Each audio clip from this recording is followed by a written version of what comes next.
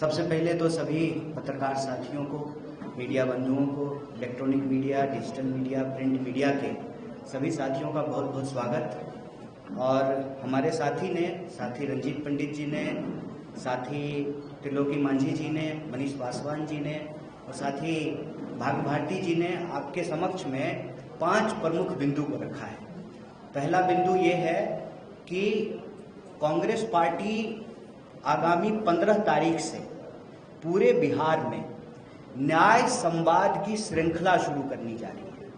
और यह जो न्याय संवाद की श्रृंखला है, इसमें हमारा सबसे पहला विषय जो है वो शिक्षा का सवाल है।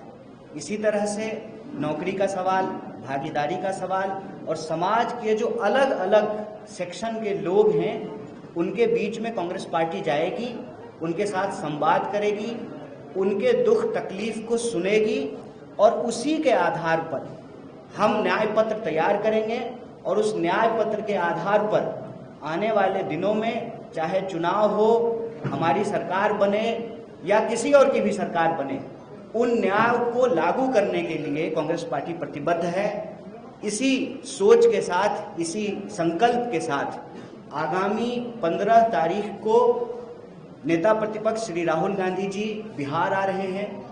दरभंगा में वो छात्रों से संवाद करेंगे और जब वो दरभंगा में छात्रों से संवाद कर रहे होंगे, ठीक उसी वक्त बिहार के अलग अलग जगहों पर 60 से ज्यादा जगहों पर कांग्रेस पार्टी के देश स्तर के नेता बिहार आ रहे हैं, जिसमें हम विभिन्न हॉस्टलों में जाएंगे, SC ST हॉस्टल में जाएंगे, EBC हॉस्टल में जाएंगे, महिला छात्रावासों में जाएंगे, अल्पसंख्यक छात्रावास में जाएंगे। साथ ही साथ जहां पर हॉस्टल नहीं है वहां पर टाउन हॉल के अंदर विद्यार्थियों को इकट्ठा करके बिहार के अंदर जो शिक्षा की हालत है उस पर चर्चा करेंगे, संवाद करेंगे। और उसी कड़ी में यह प्रेस वार्ता की गई है और इस प्रेस वार्ता के माध्यम से 5 प्रमुख विषय को हमारे ये मौजूद साथियों ने उठाया है। पहला विषय ये है कि लगातार मांग के बाद जो मौजूदा NDA की सरकार है वह इस बात के लिए स्वीकार की कि आगामी समय में जाति जनगणना की जाएगी। सवाल यह है कि जाति जनगणना की मांग हम लोग क्यों कर रहे हैं? सामाजिक न्याय की धरती है बिहार। जाति जनगणना की मांग हम इसलिए कर रहे हैं कि कई दशकों तक सामाजिक न्याय की नीतियों को लागू करने के बावजूद, आरक्षण की नीति को लागू करने के बावजूद आज भी आंकड़े ये कहते हैं कि समाज के अंतिम पायदान का जो व्यक्ति है आज भी उसको न्याय नहीं प्राप्त हो रहा है, जिसके बारे में डिटेल से इन साथियों ने आपके बीच में अपनी बात रखी।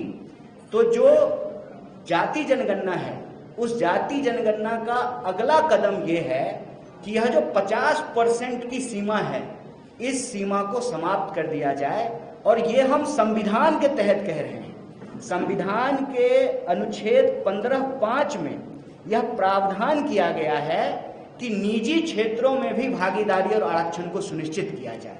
तो पहला मांग ये है कि जाति जनगणना हो और जाति जनगणना वैज्ञानिक तरीके से हो, लीपापोती नहीं हो और सही आंकड़ों के आधार पर 50% की सीमा को समाप्त किया जाए और निजी क्षेत्रों में भी आरक्षण को, भागीदारी को सुनिश्चित किया जाए।